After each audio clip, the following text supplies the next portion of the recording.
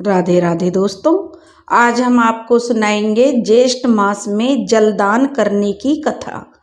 अगर आप हमारे चैनल पर नए हैं तो प्लीज़ हमारे चैनल को लाइक करें, सब्सक्राइब करें और शेयर करें। बहुत समय पहले की बात है, एक राजा था। राजा बहुत ही दयालु था, लेकिन उसके राज्य में बहुत ही अकाल पड़ा हुआ था, तो प्रजा बहुत दुखी थी।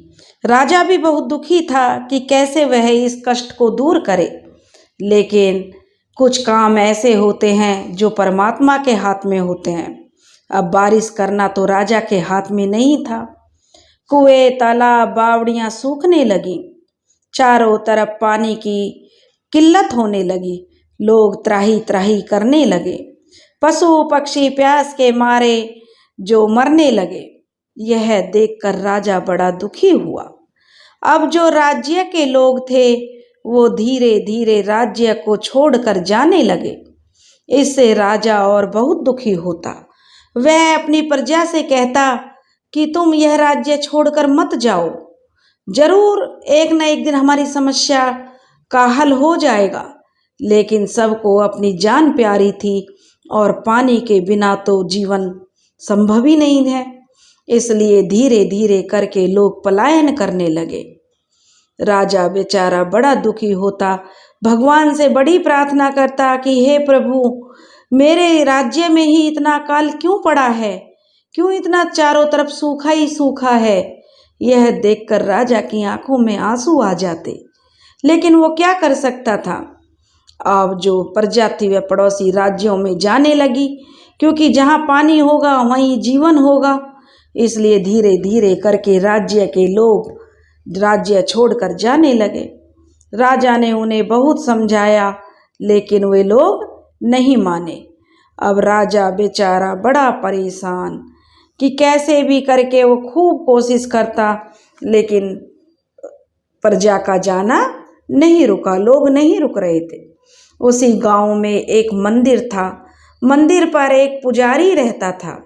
पुजारी भी गांव के लोगों को खूब समझाता कि भाइयों देखो, दुख सुख तो जीवन के साथ है।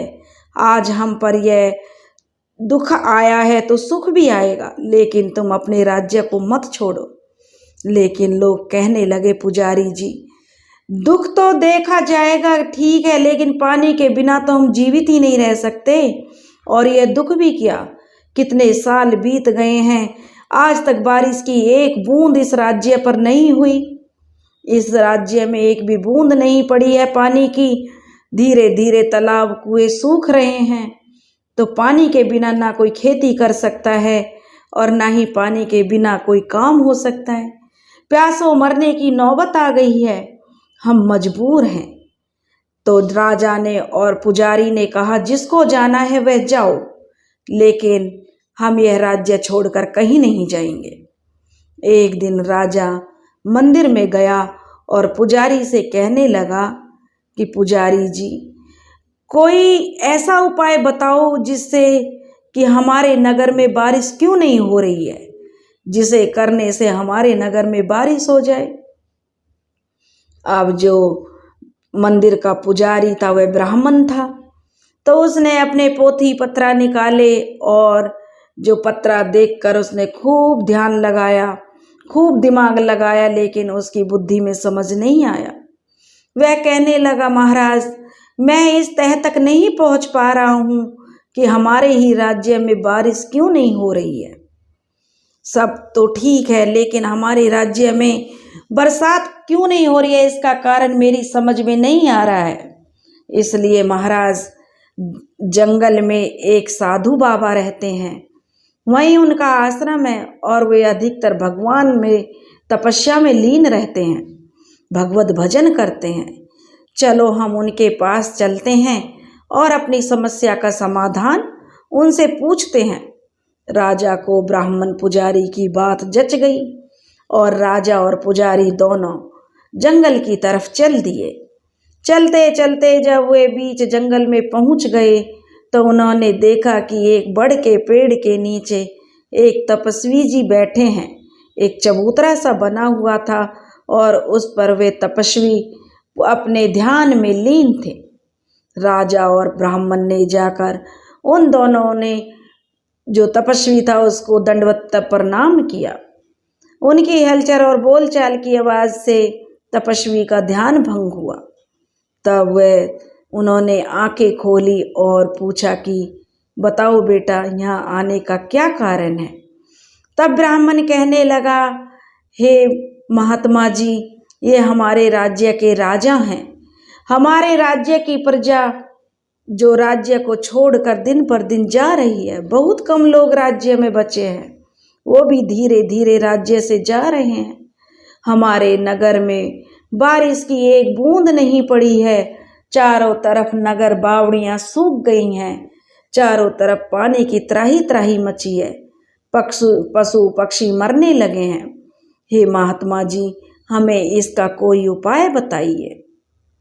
तब महात्मा जी ने आंखें बंद की और उन्होंने थोड़ा ध्यान लगाया।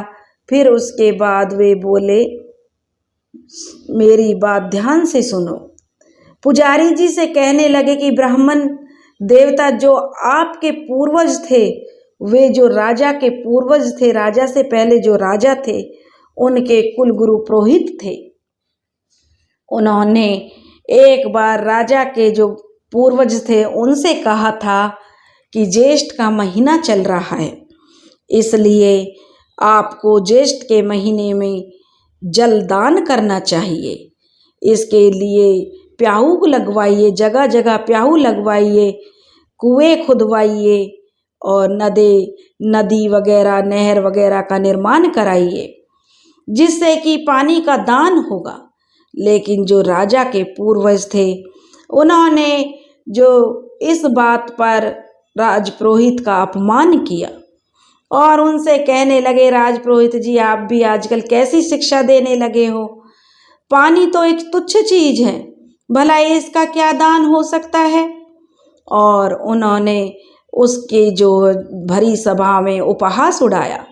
सभी भरी सभा में मंत्रीगण राजपुरोहित के लिए हंसने लगे। इससे राजपुरोहित को बड़ा अपमान महसूस हुआ, लेकिन वह बोला कुछ नहीं। उन्होंने तो ज्येष्ठ मास के जलदान का महत्व बताया था, लेकिन राजा के पूर्वज तो अहंकारी थे। उन्होंने तो अहंकार में आकर उल्टा उसका, अपने राजपुरोहित का जो अपमान कर दिया। अब जो बैकुंठ में बैठे हुए भगवान विष्णु सब देख रहे थे, उन्हें यह देखकर बहुत गुस्सा आया। वे क्रोधित हो गए और उन्होंने इंद्रदेव से कहा कि हे इंद्रदेव, जब तक कि मैं आज्ञा ना दूं, इस राज्य पर जल की एक बूंद भी नहीं पड़नी चाहिए। यही कारण है कि भगवान विष्णु आपसे रुष्ट हैं। राजा हाथ जोड़कर आंखों में आंसू भरकर कहने लगा, हे महात्मा जी, अगर मेरे पूर्वजों से कोई पाप हुआ है तो मुझे उसका कोई उचित समाधान बताइए, ताकि मैं उसका उपाय कर सकूं। तब महात्मा जी कहने लगे कि देखो, ज्येष्ठ मास के कृष्ण पक्ष की जो एकादशी आती है, शुक्ल पक्ष की, कृष्ण पक्ष की, पूरा ज्येष्ठ मास, जब से ज्येष्ठ मास लगता है, इसमें जलदान करना चाहिए। अब निर्जला एकादशी है, ज्येष्ठ मास में इसका बहुत महत्व है।